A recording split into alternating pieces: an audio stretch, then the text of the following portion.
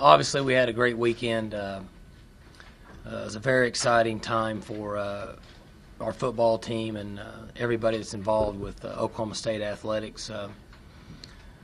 We were able to get back into town at about 1:30 in the morning or so, and we had a great following at the airport, which was really special for the players to experience that. Of course, at my house, I get home, everybody's asleep. But it's been a fun day for us today and yesterday. Players will be over here later on this afternoon, obviously get back to work. I know the question's going to come up about, how do we handle the team now with all the national attention and the media. And our staff and our players, we believe in preparation and hard work. There's a lot of different comments that come up over the last 3 or 4 years in different scenarios that we've had here. And one thing that we've tried to remain consistent on is we believe in working tirelessly as a staff and as a team, and in preparation for putting ourselves in position to win on Saturday, no matter who we play or no matter what situation we're in. And it'll be the same this week. I'm not trying to deflect the excitement that's here. It's on campus, and I think it's tremendous. The players have worked very hard, and they deserve it. But what's important is the preparation for the task at hand. Get back to work today and prepare for Saturday. It'll be another big game for us. I'm sure we'll have a terrific crowd. It'll be very exciting here this weekend. The fan support's been tremendous. So just looking forward to getting back to work, getting the players over here, and getting ready for the game. Do you think, in a way, with the emphasis that's always been placed on homecoming here, I mean, throughout the campus and within the football program, that coming off that game, having this as homecoming, which is a meaningful event, plays in your favor? Well, we have the best homecoming in the country. It's the largest homecoming in the country. Being a graduate here, and obviously with my wife, and I've said this many times before, that we're very proud to be involved with Oklahoma State University in our homecoming. It's a terrific event. Anybody that hasn't been to our Friday night walk around and experienced it, the new coaches that have come in here 4.5 years ago when our staff started, and when we had a small turnover here recently, still to this day amazes them in our homecoming what it's like. But I think our team has handled themselves very well. They understand that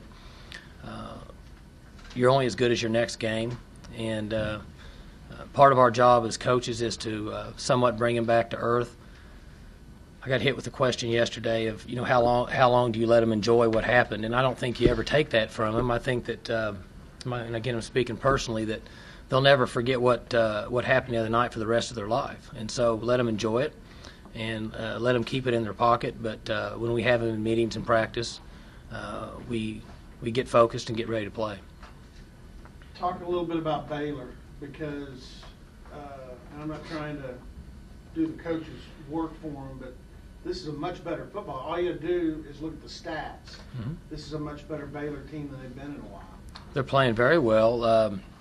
Offensively, they're very athletic with their quarterback, and they're doing some really nice things with him, moving the ball and scoring points. Defensively, they're loading up to stop the run. They're going to have an extra guy in the box, and they've got 300-pounders in the interior tackle area, and they're playing with 2 invert players that run and tackle.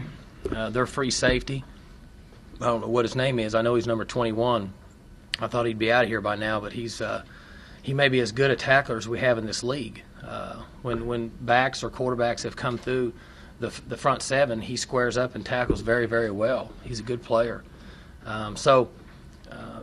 By looking at the tape, our players will understand that we have to work hard and prepare and get ready to play. We don't have a day to waste. 21 you mentioned is actually Jordan Lake. Mm-hmm. And do you remember he put a hit that I think Zach said last season was the hardest he was hit all year down in Waco on Zach Robinson. He tackled Dantrell Savage 4 times in the open field. It's not an easy thing to do, and he's tackling very well this year. So they're in the games that we've evaluated. We feel like their team has been prepared and well coached and playing good football. Obviously, I'm not on their staff, and I'm not trying to comment for them, but I'm giving you what I think from watching tape. How impressed are you about Griffin, what he's been able to do for an 18-year-old true freshman in that offense? Well, he gets better each week. He's very talented, fast, really, really fast, and just from what I see, it looks like that they give him a little more each week, and he handles himself well and has taken some pretty good hits. Guys got the chance to make a play. So defensively, you have to rally to the ball and wrap him up and keep him in a confined area. What are your expectations for the atmosphere here Saturday afternoon? Well, as I said earlier, homecoming is really special here at Oklahoma State. And I would think that now that if I was an Oklahoma State graduate or a fan, that I'd come to the game. If I wasn't coaching football, I'd come to the game. I think there's a lot of excitement, and I can just speak for the players and the people out there that are involved with Oklahoma State should be very proud of the hard work and effort they put in. And I think if they don't have a prior commitment or Little League game, I think they'll be here. So I think it'll be a tremendous environment. Coach, you talked about Dez a lot throughout the year, but he took 2 serious licks out of Missouri and got up. Can you just talk about his toughness and what he showed to you and the rest of the team? Well, he's very competitive. He likes to play. Obviously, when he goes down, you get a little concerned. But he is a very physical person, and I joke at times with him. He's kind of like tackling or hitting a bowling ball. But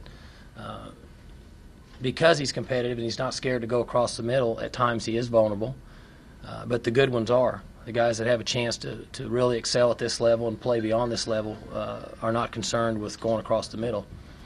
But he's part of our team, and he's one of the reasons why we're having success. He kind of makes us go. He continues on, and we don't ever like to see players go down, but the one hit he took early in the game, he got it right up under the chin, and he took a pretty good blow there, and he was able to come back 4 or 5 plays later. So we're glad to get him back.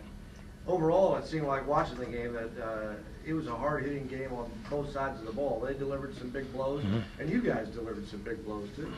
It was a very physical game.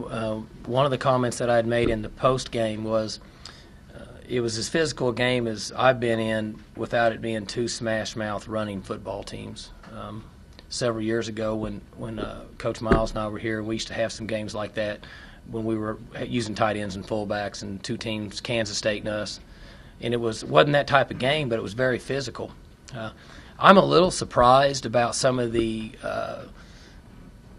comments about their defense and them, maybe not playing up to par that we were getting from the game last week. I thought their defense was pretty good. I think they have maybe 3 guys that start for them that could potentially get drafted in the first 2 rounds. I think they got 2 other guys that could get drafted. And I think they tackle well, and I think they're very physical. And our football team was able to hold their own against them. I thought our defense played physical in their way. And I thought our offense was able to withstand some of those blows. Part of being physical as an offensive player is being able to get up after you get knocked down.